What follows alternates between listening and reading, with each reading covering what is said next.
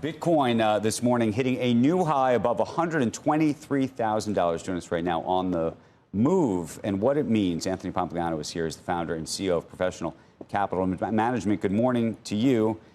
I guess, as Joe said, if you're going to get to 250,000 or 500,000, you got to cross 123 at some point. But what do you think is happening? What's driving it right this moment? First of all, welcome to the greatest show on Wall Street. I think that Wall Street's full undivided attention now is on Bitcoin. And really, there's three things that drove this move. The first is that there's been record inflows into the ETFs. So last Thursday, 1.2 billion, second highest day.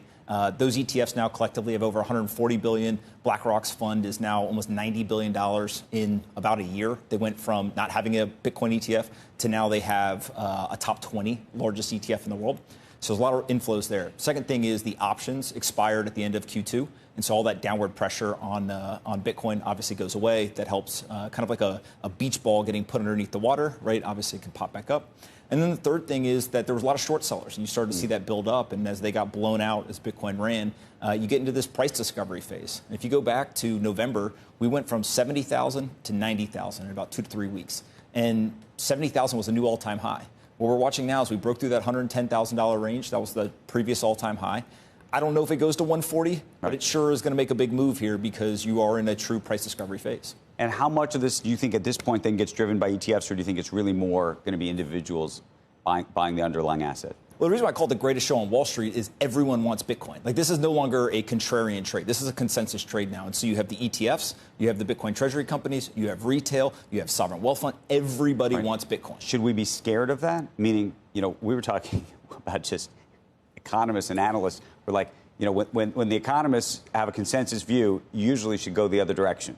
Yeah, well, the economists still don't like Bitcoin, so I think we're okay. But if you take a look at, the S&P, everyone wants the S&P, right? And so what you want is persistent kind of price-insensitive buyers. And that's finally what Bitcoin has. And it's not just coming from retail investors, it's also coming from these institutions. And I think that'll continue to drive the price. Does it matter what Congress does anymore? I think that Bitcoin has always been a decentralized asset that really didn't care what anyone else did. But part of the bullishness was in friendlier administration, friendlier Congress. Oh, it definitely helps. It definitely helps, right? If you had to choose. Is the bill going to pass? Is what? Is the bill going to pass, the one that's pending?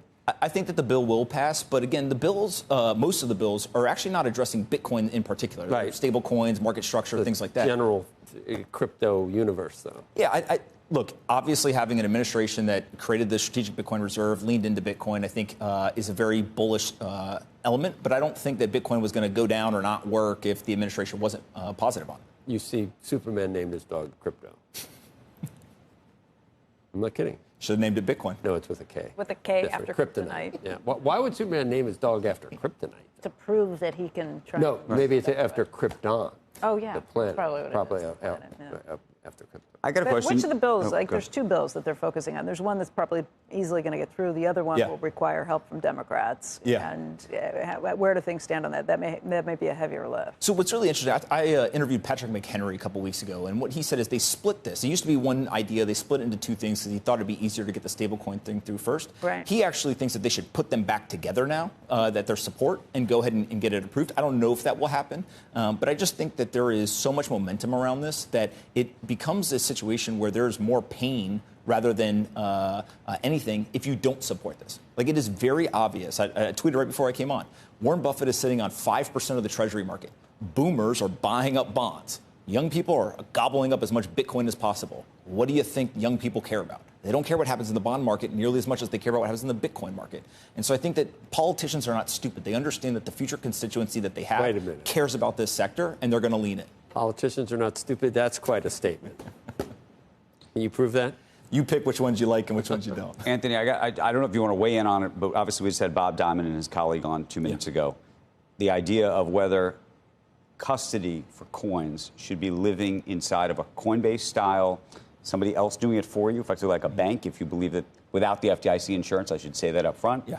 Or whether you should effectively own it yourself, put it under your mattress with some kind of protections around it if you believe that there are. Yeah. Well, I think that there's different people in the market. Now, the hardcore Bitcoiners, right, and I fully believe in self-custody. You should have the right to, and you should learn how to actually take control of those coins, be able to move them, hold them, secure them, et cetera. And so self-custody is a key part of Bitcoin and the value proposition to the world.